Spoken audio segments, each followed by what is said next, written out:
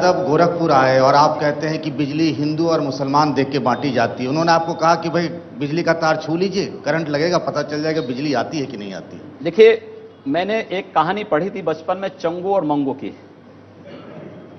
उत्तर प्रदेश में मुख्यमंत्री अखिलेश यादव को मैं देखता हूं तो उनकी कथा मुझे लगती है वो चंगू की तरह है जो अपने पैरों पर ही कुल्हाड़ी मार रहे हैं। उत्तर प्रदेश में बिजली नहीं बोलती तार, इनका तार, बिजली का तार बिजली नहीं देता है। इनका ट्रांसफार्मर जब बोलता है तब पता लगता है कि बिजली है ही नहीं। इसलिए उत्तर प्रदेश में बिजली नहीं है, ये मैं आज भी कह रहा हूं। आज जो दिखाई दे रहा है, इलेक्शन कमीशन के नाते दिखाई दे रहा है। और क्या ये सच नहीं कि उत्तर प्रदेश में विद्युत वितरण में इन्होंने भेदभाव किया है? आप चले जाइए बाराबंकी में, देवास शरीफ में 24 घंटे बिजली, महादेवा में 4 घंटे भी बिजली नहीं। आप चले जाइए देवीपाटन मंडल में, दरगाह शरीफ में 24 घंटे बिजली, देवीपाटन मंदिर में 4 घंटे भी बिजली नहीं। क्या इन्होंने मोहल्लों में और पर्व और त्योहारों में इस प्रकार का भेदभाव नहीं किया है? आखिर समझाएं कौन? जो व्यक्ति अपने बूढ़े पिता को ही टूटी साइकिल से उतार कर फेंक सकता है, उत्तर प्रदेश की जनता उसके सामने, मुझे लगता है कि उत्तर प्रदेश की जनता के लिए उसके कोई मायने नहीं। पर ये कितनी बिजली मिलती है इस पर आंकड़ा है कि 15,400 मेगावाट बिजली मिलती है 4 दिन जब दिवाली के हुए। ईद के 3 दिन में 13,500 मेगावाट मिली। एक दिन ना, एक दिन में 13,000, 3 दिन में, एक दिन में 13,000, 3 दिन में नहीं। देखिए आंकड़े अच्छा, मुझे एक बात बताइए, मुस्लिम आबादी उत्तर प्रदेश में कितनी है? 20%, तो 18 से 20% है ना।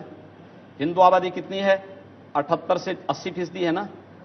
80% पॉपुलेशन को आप 15,000 मेगावाट बिजली देंगे 3-4 दिन में, और 20% लोगों को 13,000 मेगावाट बिजली देंगे 3 दिन में।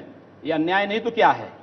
आपने मोहल्ले वाइज बिजली देते हैं, ये अन्याय है। और ये ही बताता है कि इन्होंने समाज को इसी आधार पर बांटा है। योगी जी, अब आप बिजली तो देख के नहीं देंगे ना, मोहल्ले वाइज देती है, तो इसका मतलब कुर्मियों को कितनी बिजली मिलेगी? मैं क्या कह रहा हूं, आप बिजली को भी ऐसे बांट देंगे? बिजली को बांटा गया है ना। मैंने देवास शरीफ और महादेवा की बात कही, मैंने दरगाह शरीफ और देवीपाटन मंदिर की बात कही। यादवों को कितनी बिजली मिलेगी? मैंने क्या कहा? यादवों की बात नहीं, कुर्मियों की बात नहीं, सवाल हिंदू और मुसलमान के आधार पर जो बांट करके ये विद्युत वितरण किया जाता है उसकी बात कर रहा हूं मैं। तो क्या आपको लगता है कि ऐसे बिजली बांटी जा सकती है जिस तरह से आप बता रहे हैं? मोहल्ले वाइज इसी प्रकार से बांटी गई है। आप जाइए ना, दीपावली के समय देखिए या फिर ईद के समय देखिए, ये सब वितरण इसी रूप में हुआ है। मैं आपसे जो पहला सवाल पूछ रहा था उसी से जुड़ा हुआ पूछना चाहता हूं कि ये जो कट्टरपंथी वाली आपकी छवि है, हमारी कोई कट्टरपंथी वाली छवि नहीं है। क्या आपने कभी, मैं कह रहा हूं, मैं कट्टरपंथी हिंदू नहीं हूं। एक हिंदू के रूप में, एक सन्यासी के रूप में, एक योगी के रूप में जो सच है उस सच को बोल रहा हूं। आप सवाल सुन लीजिए तो अच्छा होगा फिर। मतलब मैं जान रहा हूं आप क्या बोलने जा रहे हैं। नहीं, आप नहीं जान रहे हैं। आप सुनिए ना कि देखिए, बीजेपी जो है, बीजेपी की एक कट्टरपंथी छवि रही। 2012 में इनको 15% वोट मिले। इन्होंने अपनी छवि बदली, विकास की बात करते हुए आए, अपना काम लेकर नरेंद्र मोदी, और छा गए। क्या आपने कभी आत्ममंथन किया है कि अगर मुझे ज्यादा लोगों की मदद करनी है तो ये एक रास्ता है जो मोदी जी ने दिखाया, इस पर चलना चाहिए? विकास हमने किया है गोरखपुर में। आप गोरखपुर के विकास को देखेंगे तो मुझे लगता है आप ये प्रश्न मुझसे नहीं पूछते। मैं केवल आपको ये बताना चाहता हूं कि हिंदुत्व को आप विकास का विरोधी मत ठहराइए। हिंदुत्व और विकास एक दूसरे के पर्याय हैं, और हम लोगों ने विकास कराया है गोरखपुर में, और प्रदेश के किसी भी अन्य क्षेत्र से अच्छा विकास हम लोगों ने गोरखपुर में कराया है। इसी से जुड़ा हुआ मेरा एक सवाल है आपसे। बहुत सारे लोग यहाँ पर मौजूद हैं जो आपसे सवाल पूछ रहे हैं। आपने बहुत ज्यादा विकास कराया है, इस बात को हम मान भी लेते हैं। 1998 से लगातार आप जीत भी रहे हैं गोरखपुर में, लेकिन बड़ा सवाल यह है, गोरखपुर की जो 5 विधानसभा सीटें हैं उनमें से 2 पर तो आप जीत जाते हैं, 3 पर आपकी स्थिति खराब रहती है, और इस बार तो गोरखपुर देहात भी आपके हाथ से ऐसा लग रहा है चला जाएगा। इस बार 5 हम सीटें जीतेंगे, आप निश्चिंत रहिए। और 11 को जब परिणाम आएंगे तब उसके बाद प्रश्न मुझसे पूछें। कुछ और सवाल ले लेते हैं सर। योगी जी, मैं सवाल आपसे ये पूछना चाहता हूं कि अभी जैसे हिंदू मुसलमान की बात हो रही है, मैंने पूरे इस अभियान को बहुत गौर से देखा है। हर मंच पर, चाहे आपका भाजपा का मंच हो, वहाँ पर भी इसी तरह के सेंसेशन की जरूरत पड़ रही है, संवेदनशीलता उभारने की कोशिश हो रही है। दूसरे जो मंच हैं, जैसे अभी अखिलेश यादव का आपने जिक्र किया, वहाँ भी इसी तरह की बातें हो रही हैं। आपने एक बड़ी लड़ाई लड़ी थी यहाँ पर इंसेफेलाइटिस की, ये मुद्दा गुम नहीं हो गया है? देखिए, मैं इसलिए सवाल पूछ रहा हूँ, हिंदू हिंदू सवाल से रही भैया, लंबा सवाल छोटा मत सा पूछिए। सवाल जी, लेते हैं। आपको क्या लगता है कि आपने मुद्दा आपने माना ना कि इस लड़ाई को मैंने लड़ी थी। एक, चलिए मैं धन्यवाद दूंगा कि आपने कम से कम स्वीकार तो किया कि मैंने वो लड़ाई लड़ी थी। और आपको ये भी मालूम होगा, मेरे कारण यहां पे वैक्सीनेशन हो रहा है, मेरे कारण वायरल रिसर्च सेंटर गोरखपुर में बना है, और मेरे कारण एम्स गोरखपुर में आ रहा है, और एम्स का निर्माण गोरखपुर में होने जा रहा है। इंसेफ्लाइटिस, चाहे वह वाटर बॉर्न डिजीज हो, चाहे वह वेक्टर बॉर्न डिजीज हो, हर प्रकार की विषाणु जनित या जल जनित बीमारियों के समाधान के लिए और यहां के लोगों को बेहतर स्वास्थ्य सुविधा के लिए ही एम्स हम गोरखपुर में बना रहे हैं। पर आप जब बात करते हैं, आप 3 तलाक की भी बात कर लेते हैं, क्या बात है, क्यों नहीं? क्यों आप क्यों महिला करते हैं आप? सशक्तिकरण की बात करते हैं, चलिए अब आप सुन लीजिए। क्या अब एक आप बड़ी आबादी को क्या न्याय नहीं मिलना चाहिए? जब 2010 में बात हुई कि महिलाओं को आरक्षण मिलना चाहिए, बीजेपी एक थी, आप पार्लियामेंट के आगे खड़े होके, और आपकी भाषा तो होती है, आपने कहा कि ये बेमौसम बरसात है या अनावश्यक है, योग्यता के आसार पर। तो जब महिलाओं को एक सवाल, आरक्षण किसी समस्या का सवाल समाधान सुन देवांग लीजिए। जी नहीं हो सकता है। हम ये कहते हैं, आप महिलाओं को घर से बाहर नहीं निकलने देंगे, उनको पढ़ाएंगे नहीं, भ्रूण हत्या कर देंगे। अरे प्रतिबंध लगाना है, भ्रूण हत्या पे लगाइए, उसको पढ़ाइए लिखाइए, अच्छी शिक्षा दीजिए, आगे बढ़ाइए। और हमने इसी बात को कहा, जहां पे महिलाओं को आरक्षण मिला है वहां पर एक बार पहले इसकी समीक्षा हो, और फिर 33% क्यों, उसको 50% आरक्षण दीजिए। आप महिला आरक्षण के विरोध में हैं, पर 3 तलाक की बात करते हैं। मैं किसी के विरोध में नहीं, हमने कहा 33% का मानक किस आधार पर, अगर देना तो 50% दीजिए। नहीं, आपने अभी कहा कि आप आरक्षण के विरोध मैंने में। कहा आरक्षण हर समस्या का समाधान नहीं, लेकिन अगर देना तो 33% क्यों, 50% दीजिए और योग्यता को मानक बनाइए। फिर ऐसा नहीं होगा कि नेताओं के परिवार के लोगों को आप दें, जो योग्य हैं उनको आप लेके आगे आइए। 33% देने में आप इतना घबरा रहे हैं, मैं 50 तो आप क्या मैं- देंगे बताइए? मैं कह रहा हूं ना, आपको देना किसी चीज का कोई मानक होगा ना, उस आधार पर आप दीजिए, 50% दीजिए। फिर क्यों आप 33% देंगे? जब आप 33 नहीं देना चाहते, 33% 50 की बात कहां तक आएगी? आप देखिए, किसी ये तो चीज बहुत को दूर के लड्डू ले आए आप। किसी चीज को देने का कोई एक तर्क तो होना चाहिए, कोई बताए तो जाना चाहिए किस आधार पर आप देना चाहते हैं। और 33% ही क्यों, 50% क्यों नहीं? यही तो होता है योगी जी, आप तिरछे चले जाते हैं। तिरछे पार्टी नहीं, एक तरफ, ये सीधा रास्ता है, सुन तो लीजिए, गुमराह करने वाला रास्ता नहीं, सुन तो लीजिए। सच्चाई वाला रास्ता है, और वही सच्चाई हम बोल रहे हैं। देखिए पूरी पार्टी एक तरफ, प्रकाश जावड़ेकर को मुझे याद है उस दिन पसीने आ रहे थे, ये जब सवाल उनसे लगातार पूछे जा रहे थे कि भाई योगी जी तो ऐसा कह रहे हैं, उन्होंने कहा नहीं पूरी पार्टी एक है, हम लोग बात करेंगे। आप बीच बीच में इस तरह की चीजें ले आते हैं पूरी जिससे पार्टी पार्टी अंत में को, मेरे साथ खड़ी हुई ना, पार्टी जो है, पूरी पार्टी खड़ी हुई ना सत में।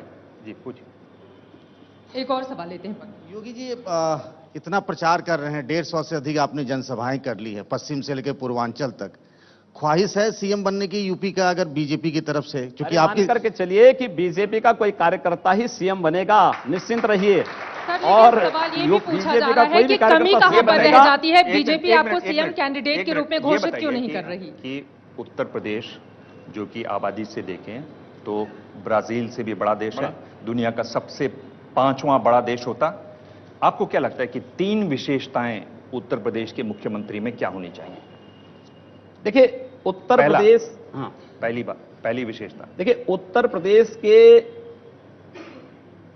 सामाजिक, आर्थिक और सांस्कृतिक विशेषताओं को जानने वाला व्यक्ति होना चाहिए। एक बात। दूसरी, उत्तर प्रदेश के सर्वांगीण विकास के बारे में एक रचनात्मक सोच उस व्यक्ति के अंदर होनी चाहिए। तीसरी बात, उत्तर प्रदेश में प्रत्येक नागरिक को सुरक्षा देने और उत्तर प्रदेश को देश के विकसिततम राज्यों में स्थापित करने का जज्बा उसके अंदर होना चाहिए। 3 बातें। इन तीनों में आप कितने में फिट हैं? मैंने कहा ना, मैं तो सब में फिट हूं, आप सब में फिट मैं हैं? सब में फिट हूं। और इसलिए योगी मैंने कह दिया ना, आदित्यनाथ बता रहे हैं कि 3 विशेषताएं मैंने होनी कहा, चाहिए, मैं सब कर रहा में हूं, फिट हैं। मैंने कहा ना, वो हम गोरखपुर में कर रहे हैं, मैं एक सांसद हूं, गोरखपुर में कर रहा हूं। उत्तर प्रदेश का मुख्यमंत्री ये करेगा, उत्तर प्रदेश देश के विकसित राज्यों में आगे बढ़ेगा। योगी जी फिर अब आगे क्या जाना? 3 विशेषताएं होनी चाहिए, तीनों विशेषताएं आप में हैं, मैंने मुख्यमंत्री कहा, हमारे साथ ऐसे बैठे हुए हैं। हमारे पास बहुत सारे कार्यकर्ता हैं। हमारी पार्टी कोई वंशवादी पार्टी नहीं, परिवारवादी पार्टी नहीं, जातिवादी पार्टी नहीं, ऐसे तमाम लोग हमारे पास हैं, और वे लोग, कोई भी मुख्यमंत्री बनेगा। आप ये जो आपने बार बार कहा, मैंने आपको पहली बार छोड़ दिया, पर मैं आपसे पूछ रहा हूं, आप नहीं मानते कि आपकी पार्टी में भी बहुत सारे, हुकुम सिंह जी का मैंने नाम लिया, राजनाथ सिंह जी का, इनके परिवार के लोग चुनाव लड़ रहे हैं? जो पार्टी में काम किया होगा लड़ना चाहिए उनको, बिल्कुल लड़ना चाहिए। एक कार्यकर्ता आप सही भी ठहरा देते हैं, गलत भी ठहरा देते हैं। नहीं, एक कार्यकर्ता के रूप में जो व्यक्ति 10 साल 12 साल 15 साल काम किया है, अगर चुनाव की बात आती है और पार्टी उन्हें कहीं फिट पाती है तो उन्हें चुनाव लड़ना चाहिए, बिल्कुल चुनाव लड़ाया जाना चाहिए उनको। पर आप जानते हैं, क्योंकि आप जमीन से निकले हैं, आपने लोगों को देखा है, लोग 40-40 साल पार्टी में काम करते हैं जी। सच है, बिल्कुल सच है। और मंत्री और ये सब तो छोड़िए, छोटा सा टिकट नहीं पाते हैं। बिल्कुल ये भी लगे, और ऐसा नहीं होता है कि उसमें क्षमता नहीं होती है, क्षमतावान लोग होते हैं, ईमानदार लोग होते हैं। ठीक बात। फिर एक आदमी को इसलिए मिल जाएगा क्योंकि वो परिवार से जुड़ा हुआ है, और आप उसको सही ठहराएंगे। मैं किसी को सही नहीं ठहरा रहा हूं। मैंने कहा अगर कोई कार्यकर्ता भले ही किसी नेता का पुत्र है, पार्टी में काम कर रहा है, लंबे समय से कार्य कर रहा है और उसके अंदर क्षमता है, कोई चुनाव जीतेगा इस नाम पर नहीं जीतेगा कि फलाने का पुत्र है, फलाने का पुत्री है, फलाने का भाई है। उसके अंदर क्षमता पब्लिक देखती है तो उसको चुनाव जिता करके भेजेगी, नहीं देखेगी तो जनता स्वयं फैसला करेगी, नेता को फैसला नहीं करना है। आपने कहा ना पिछली बार कि मैं क्यों परेशान हो रहा हूं, वो गलत बात पे कह दिया था। अब जो आपने जवाब दिया है ये मुझे परेशान कर रहा है। मुझे आपसे ऐसी उम्मीद नहीं थी, मुझे लग रहा था कि आप बिल्कुल साफ और बेबाक कहेंगे। यहाँ बहुत सारी चीजों में परेशानी होगी आपको। यहाँ आपने कुछ लोगों का बचाव किया, मुझे लगता है मैंने किसी का बचाव नहीं आपको आम कार्यकर्ता की तरफ रहना चाहिए। मैं आम कार्यकर्ता के साथ में हूं और उसी रूप में सर काम कुछ कर रहा हूं। और सवाल ले लेते हैं, बहुत सारे। श्रेया खड़ी हो जाइए आप। सर मेरा नाम श्रेया बहुगुणा है। मैं आपसे सवाल पूछना चाहती हूँ कि आप ऐसा क्यों कहते हैं कि मुस्लिम हैं जो दंगा कराते हैं? आप ऐसा क्यों कहते हैं कि मुस्लिम होते हैं जो दंगा कराते हैं? मैंने ये नहीं कहा, लेकिन ये सच है, दुनिया में हर मुस्लिम बाहुल्य क्षेत्र अति संवेदनशील होता है और असुरक्षित होता है। ये क्यों होता है, इसका जवाब आप लोगों को तलाशना चाहिए। कुछ और सवाल लेते हैं। योगी जी, दो सवाल है। एक तो बीजेपी ने बहुत सारे अपराधियों को भी टिकट दिया है, जबकि आप आदर्श राजनीति की बात करते हैं। और दूसरी बात, एक सोशल मीडिया पे एक लड़की की फोटो वायरल हुई है जिसमें वो लड़की एक पोस्टर दिखा के कह रही है कि मेरे पिता को पाकिस्तानियों ने नहीं, वॉर ने मारा। इस पे आपका क्या पक्ष है? देखिए, भारतीय जनता पार्टी ने किसी घोषित अपराधी को टिकट नहीं दिया है या घोषित माफिया को टिकट नहीं दिया है। राजनीतिक मुकदमे अलग विषय है। राजनीतिक प्रतिद्वंदिता के तहत अगर किसी ने झूठे मुकदमे दर्ज कराए होंगे, उस आधार पर अगर किसी कार्यकर्ता पर मुकदमे हैं तो अपराधी नहीं है। लेकिन पेशेवर अपराधी और पेशेवर माफिया को भारतीय जनता पार्टी ने दूर तक भी नहीं छुआ है और किसी भी ऐसे व्यक्ति को टिकट नहीं दिया। एक, ऐसे लोगों ने आवेदन भले किया होगा, लेकिन एक सिरे से भारतीय जनता पार्टी का केंद्रीय चुनाव समिति ने उसको खारिज किया। दूसरा, ये सोच कि मेरे अपने पिता के बारे में किसी बालिका के द्वारा इस प्रकार का वक्तव्य, मुझे लगता है कि हम इससे सहमत नहीं हैं। देश की लड़ाई को लड़ने वाला कोई भी जवान या कोई भी अधिकारी वह आतंकवाद के खिलाफ लड़ रहा है और मुझे लगता है कि उस आतंकवादी के खिलाफ हमारी लड़ाई, देश की लड़ाई सामूहिक लड़ाई है, किसी व्यक्ति की नहीं। सर कुछ और सवाल ले लेते हैं। महाराज जी, मेरा सवाल ये है कि अगर मान लीजिए आपको सीएम प्रोजेक्ट भी करती भाजपा, तो एक खास वर्ग है जो वो नहीं चाहता है कि आप सीएम बने। देखिए, सीएम बनने न बनने का प्रश्न नहीं, सवाल यह है कि उत्तर प्रदेश में भाजपा की सरकार बने और उत्तर प्रदेश में सुशासन स्थापित हो। पर आप ये जो कहते हैं कि आप तीखी बातें नहीं करते हैं, तीखी बातें तो करते हैं ना आप कहते हैं कि अगर एक महिला को, हिंदू महिला का धर्म परिवर्तन किया जाए तो आप 100 का कर लाइए। क्या दिक्कत आ रही है? अगर दिक्कत यह आ रही है कि जब आप ये बात कहते हैं उसके बाद चुनाव आयोग आपको फटकारता है। चुनाव आयोग आप कहते हैं कि आप इससे चुनाव आयोग ने मुझे कोई फटकारा नहीं। ये गलत बात है, नहीं गलत टिप्पणी। मैं आपको बता रहा हूं चुनाव आयोग ने क्या कहा। आपने चुनाव आयोग ने कहा कि ये दुर्भावना फैलाने वाला वक्तव्य है। चुनाव आयोग ने इस बात को लेकर नहीं कहा। बात सुनिए पहले, दिनकर की इन पंक्तियों को लेकर के चुनाव आयोग ने मुझे नोटिस जारी किया था, जो मैंने समाजवादी पार्टी की उस समय की सरकार पे कहा था कि चोरों के जो हैं हित, ठगों के बल हैं, जिनके प्रताप से फलते पाप सकल हैं।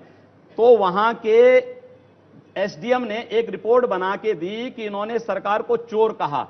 चुनाव आयोग ने उसी पे मुझे नोटिस भेजा।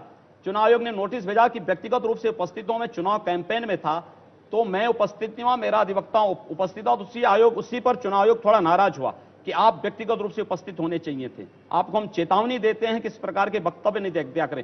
मैं कहता हूं कि इस पंक्ति में कहां पे सांप्रदायिकता है और कहां पर मैं इस प्रकार की बात कर रहा हूं कि अगर कोई सरकार जनता के हितों पर कुठाराघात करती है, अगर कहीं पर किसी सरकार के द्वारा विकास के नाम पर रखी गई धनराशि पर डकैती डाली गई है, तो मैं इनको चोर और डकैत नहीं कहूं तो क्या कहूं मैं? अभी जैसे जो इलाहाबाद हाई कोर्ट ने पिछले ही हफ्ते कहा कि इनकी जांच होनी चाहिए, जिस तरह के बयान, उनमें आपका बयान भी शामिल है, तो कोर्ट, चुनाव आयोग सब आप पर नजर रखे हुए हैं। मैं ये कह रहा हूं, और जब आपसे बात करता हूं आपके इतिहास की, तो आप कहते हैं कि हाँ उन लोग कट्टरपंथी थे, उनका जो लाइन थी वो एक कड़ी वाली लाइन थी। आप दोनों जगह क्यों खेलते हैं? आप कहिए ना कि हाँ मैं अपनी बात ठोक बजा के कहता हूं। मैंने कहा ना, कौन दिक्कत आ रही इसमें? जो मुझे कहना था मैंने कह दिया है, कहा हूं, मामला समाप्त। कुछ और सवाल? उसमें कौन सी बात होगी? नहीं, आप कहीं नहीं, आप नहीं, दोनों जगह मैंने दो कहा ना, नाव देखिए, पर पांव रख लेते हैं आप राजनीति की वजह से। चुनाव आयोग का वक्तव्य किस परिप्रेक्ष्य में था, मैंने किस पंक्ति को लेकर के मुझे नोटिस मिली थी, और मैं आपको यह भी बताऊं कि चुनाव आयोग के उस उपचुनाव के बाद में जब इसकी विवेचना हुई, वही अधिकारी कोई जवाब दे नहीं पाया। मैंने उससे पूछा, मैंने कहा बताओ ना, इसमें कहां पर, यहां पर ये कौन सा उल्लंघन हुआ है आचार संहिता का? जी, एक कुछ और सवाल लेते हैं, खड़ी हुई है मैम।